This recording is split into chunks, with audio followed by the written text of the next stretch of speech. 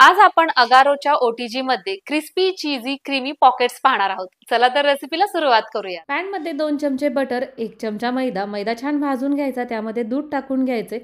सोबतच oregano, mix herb, chilli flakes आणि चवीनुसार मीठ देखील टाकायचं आहे। एक चीज स्लाइस टाकत आहोत, अर्धा वाटी मॉझरेला चीज आणि थोडंसं खिसलेलं गाजर। इथे घ्या, आपलं हे स्टफिंग तयार झालेलं आहे। थंड होऊ देऊयात। तोपर्यंत आता ब्रेड क्रम्स तयार करायला घेतोय। त्यासाठी ब्रेडच्या कडा काढलेल्या आहेत आणि अगारोच्या या ओटीजी मध्ये आपण या कडा थोड्याशा बेक होण्यासाठी ठेवत आहोत, जेणेकरून आपले ब्रेड क्रम्स अगदी परफेक्ट होतील आणि आपला पदार्थ देखील छान मस्त कुरकुरीत। आता आपण ब्रेड स्लाइस लाटून घेत आहोत आणि या लाटलेल्या ब्रेड स्लाइस मध्ये भरत आहोत हे स्टफिंग।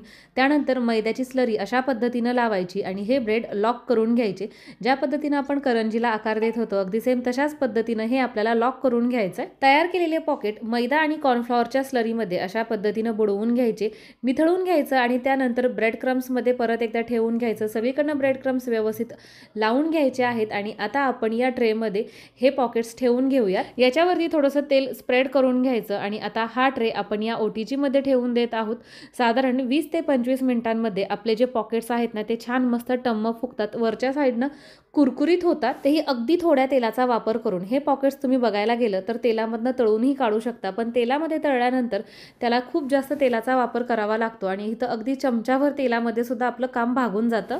तर इथं घ्या, अगदी काही वेळातच आपले क्रिस्पी चीजी क्रीमी असे पॉकेट्स तयार झालेले आहेत। चवीला अतिशय उत्कृष्ट लागतात, एकदा तरी ट्राय करावी अशी ही रेसिपी आहे।